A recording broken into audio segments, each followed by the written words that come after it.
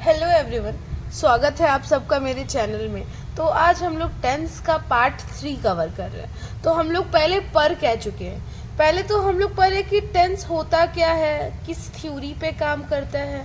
फिर हम लोगों ने पढ़ा कि टेंस के कितने मोड होते हैं, उसको हम लोग किस किस अनुसार यूज़ करते हैं, किस किस केस में हम कौन सा मोड यूज़ करेंगे, ये सारा कुछ हम लोगों ने जाना।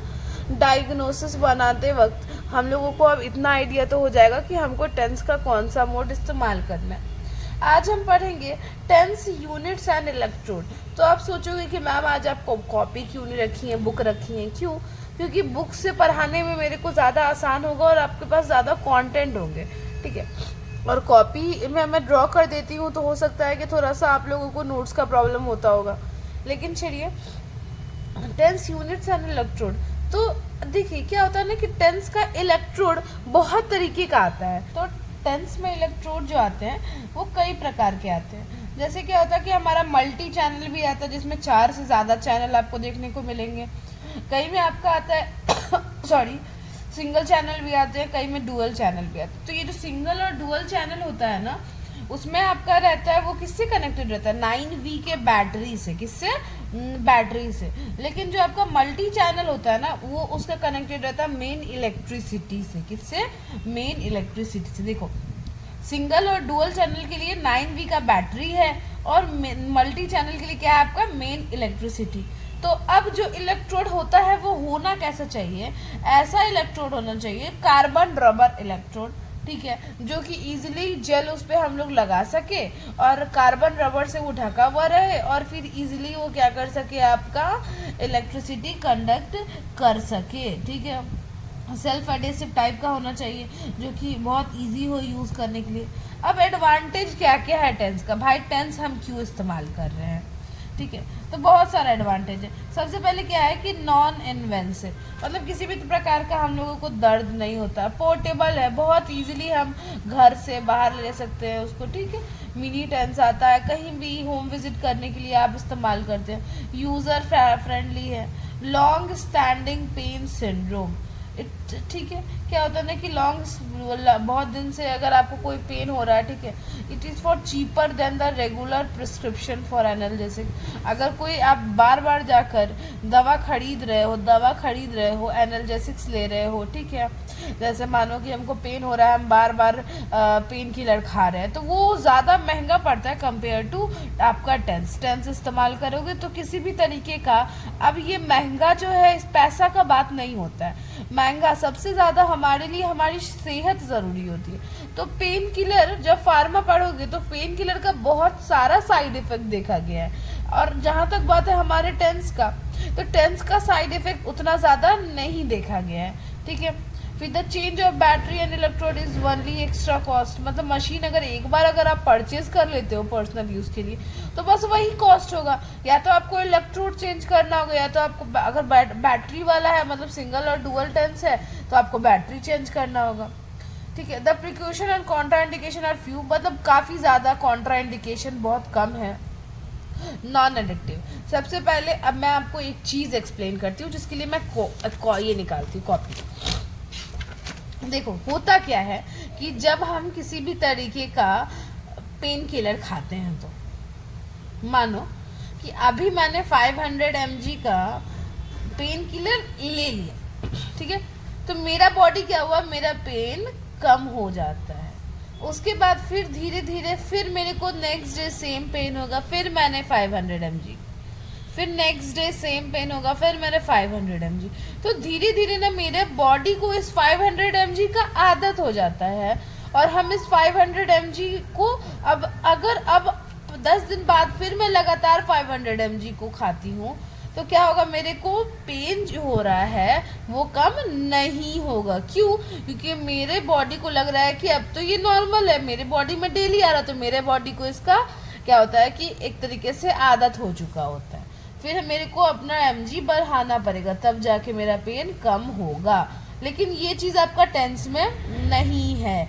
टेंस को आप जितना इस्तेमाल करो, एक बार खरीद लोगे तो आप टेंस को यूज़ कर सकते हो। चीपर है काफ़ी ज़्यादा और पेन को काफ़ी अच्छे से कम करता है, आपको पता होगा ये चीज़।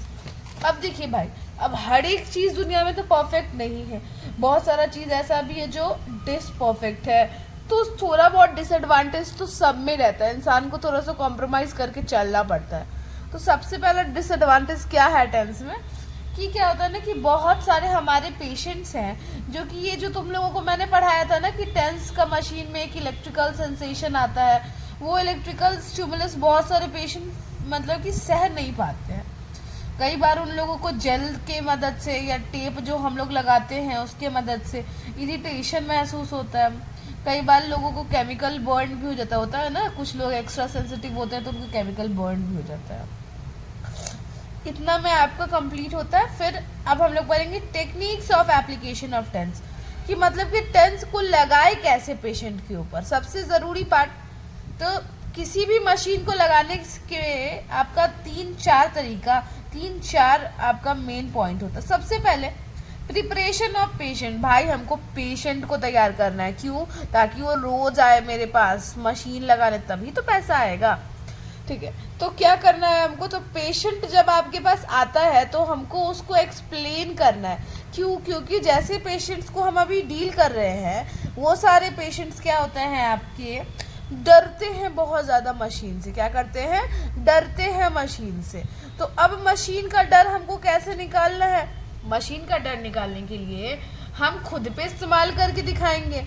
ठीक है, अब किसी एमबीबीएस के पास जाओ तो वो तो दवा खा के नहीं दिखा सकता है, लेकिन फिजियोथेरेपिस्ट के पास अगर कोई पेशेंट आता है तो वो तो दवा खा के दिखा सकता है ना। वो तो आपका, हम लोगों का दवा क्या है? टेंस। तो हम टेंस को इस्तेमाल करेंगे पहले खुद पे, पेशेंट का भरोसा जीतेंगे। क्या जीतेंगे? पेशेंट का भरोसा जीतेंगे।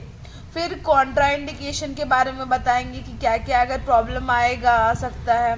प्रिकॉशंस के बारे में बताएंगे उन लोगों को। ठीक है, अगर पूछेंगे पेशेंट से। अब यहाँ पे आता है आपका डायग्नोसिस करने का। किसी भी तरीके का पेन मेडिकेशन पेशेंट अगर लेता है कि नहीं लेता है, उसको हम लोग क्या करेंगे कि कम कर देंगे। बोलेंगे कि जब अगर आप किसी तरीके का पेन मेडिकेशन अगर वो लेकर आया होगा 1-2 घंटा के अंदर में, तो हम टेंस नहीं यूज़ करेंगे। क्यों? उसको टेंस का असर महसूस नहीं होगा। ठीक है, और उसके बाद फिर क्या होता है कि हम पेशेंट को धीरे धीरे करके उसको बोलेंगे कि आप अब ये एरिया जो जिस एरिया को हमको ट्रीट करना होगा उसको हम विजिबल करेंगे। उसके बाद फिर पेशेंट को बता देंगे कि किस तरीके का सेंसेशन महसूस होगा। ठीक है, कंफर्टेबल पार्ट में पेशेंट को सुलाएंगे। ठीक है, उसके बाद इलेक्ट्रोड्स का ट्रीटमेंट के टाइम में पेशेंट को बोलेंगे कि टच नहीं करने के लिए। फिर जब एक बार आपका ट्रीटमेंट कंप्लीट हो जाता है तो हम क्या करेंगे, सैलाइन वाटर से उसको क्या करेंगे, धो देंगे। अब देखिए इलेक्ट्रोड प्लेसमेंट जो हम करते हैं, करे क्या भाई, बहुत बड़ा टेंशन का बात है। अगर मानिए कि मेरे फोराम में कहीं पे कोई प्रॉब्लम हो रहा है, जैसे कि मैं आपको अपना फोराम दिखाती हूँ, मानिए कि मेरे को यहाँ पे दर्द हो रहा है, तो हमको टेंस अगर लगाना है तो हम कहाँ पे इसको प्लेस करेंगे? ठीक है, तो हमको जहाँ पे, अब आपका ये बहुत होता है कि मानो कि मेरे को दर्द हो रहा है फोराम में और हम यहाँ लगा दे टेंस, तो कई बार ये इनएफेक्टिव हो जाता है। तो हमको अगर दर्द हो रहा है तो हमको कहाँ लगाना है टेंस? पेनफुल एरिया में। कहाँ पे? जहाँ ज़्यादा दर्द हो रहा होगा वहाँ पे हम क्या करेंगे, मार्कर से घेर देंगे और वहाँ पे लगाएंगे। ठीक है, पेरिफेरल नर्व रूट पे लगाएंगे, स्पाइनल नर्व रूट पे लगाएंगे। स्पेसिफिक पॉइंट्स जो मोटर पॉइंट्स होते हैं, मोटर पॉइंट्स के बारे में अगर नहीं पता होगा तो नेक्स्ट वीडियो मैं मोटर पॉइंट्स पे ही लेकर आऊँगी जब टेंस का सीरीज कंप्लीट हो जाएगा। तो मोटर पॉइंट्स पे हम यूज़ करेंगे। डर्मेटोम और मायोटोम जो आप लोग एनाटॉमी में पढ़े होंगे, डर्मेटोम क्या होता है, मायोटोम क्या होता है, तो वहाँ पे हम लोगों को ये लगाना होगा। ठीक है, अब इलेक्ट्रोड कैसा होना चाहिए, कार्बन रबर से कवर होना चाहिए। ठीक है, उसको हम प्लेस करेंगे और उसके बाद फिर मशीन को ऑन कर देंगे। अब सिलेक्शन ऑफ ट्रीटमेंट पैरामीटर, अब ये क्या होता है आपका कि तो अब डायग्नोसिस करने पे डिपेंड करता है। हर एक डॉक्टर, मानो कि हम डॉक्टर हैं और आप भी डॉक्टर बनने वाले हो, तो मेरे पास अगर पेशेंट आएगा और हम पेशेंट का डायग्नोसिस करें, मानो मेरे पास कोई XYZ पेशेंट आता है। ठीक है, मानो मेरे पास कोई एक्स पेशेंट आता है और बैक पेन के साथ, ठीक है, और एक्यूट बैक पेन है, तो हम डायग्नोसिस करेंगे। मानो कि हम टेंस पढ़े हुए तो हम बोल देंगे कि हाँ हम इस पे हाई टेंस का इस्तेमाल करेंगे, हाई टेंस के मोड का। मानो कोई नहीं पढ़ा है तो वो कोई भी मोड पे लगा देगा, लेकिन हम पढ़े हैं तो हम हाई टेंस यूज़ करेंगे। तो हर एक डॉक्टर का ना क्या होता है कि आपका अलग अलग तरीका होता है, किस चीज़ में आपका अलग अलग तरीका होता है डायग्नोसिस करने में। तो हम according to our diagnosis skill, जितना अच्छा हम लोगों का डायग्नोसिस स्किल है, जितना अच्छा हम पढ़ते हैं, जितना अच्छा हम पढ़ा सकते हैं, जितना अच्छा हम पढ़ते हैं उतना अच्छा हम डायग्नोसिस करते हैं। तो हम अकॉर्डिंग टू अपने पेशेंट का डायग्नोसिस हम उसका डायग्नोसिस करेंगे, ठीक है। उसके बाद क्या करेंगे कि पेशेंट को क्या करेंगे, उसका सिम्टम्स देखेंगे, फ्रीक्वेंसी वगैरह सेट करेंगे, ऐसे सेट करेंगे जैसे कि पेशेंट को दिक्कत ना हो। इंटेंसिटी पेशेंट से पूछ के इंक्रीज करेंगे, ठीक है। जितना पेशेंट बोलेगा उस पर क्या करेंगे, रोक देंगे। Treatment time for the first trial should be keep short, less than 30 minute. पहली बार अगर हमारे पास कोई पेशेंट आ रहे हैं तो हम ऑब्वियसली कोशिश करेंगे कि 30 मिनट से कम का टाइम रखें, ठीक है। अब बाद में देखेंगे हम लोग कि किसी भी तरीके का पेशेंट को एलर्जी तो नहीं हुआ है, ठीक है। और उसके बाद क्या होगा, if TENS is use at home it is advise that patient to use TENS as often as it required. मतलब कि जितना देर के लिए ज़रूरत है, 1 घंटा से कभी भी पेशेंट को ज़्यादा टेंस को इस्तेमाल करने नहीं बोलेंगे। अब यूजेस ऑफ टेंस, टेंस का क्या यूज़ है, और इसको हम इंडिकेशन भी बोलते हैं। तो क्या इंडिकेशन इसी वीडियो में कंप्लीट कर दिया जाए? तो मेरे ख्याल से नहीं, ये वीडियो थोड़ी लंबी हो जाएगी। तो जस्ट मैं नेक्स्ट वीडियो उसके बाद अपलोड करती हूँ, जिसमें मैं इंडिकेशन, कॉन्ट्रा इंडिकेशन कंप्लीट करूँगी, और उसके बाद आपका ये टेंस कंप्लीट हो जाएगा। फिर आप लोगों का नेक्स्ट सीरीज़ में लेकर आऊँगी, जिसमें आपको मैं मोटर पॉइंट्स एक्सप्लेन करूँगी, टेंस से ही रिलेटेड है, ठीक है। Thank you so much. Please comment, like and subscribe to my channel.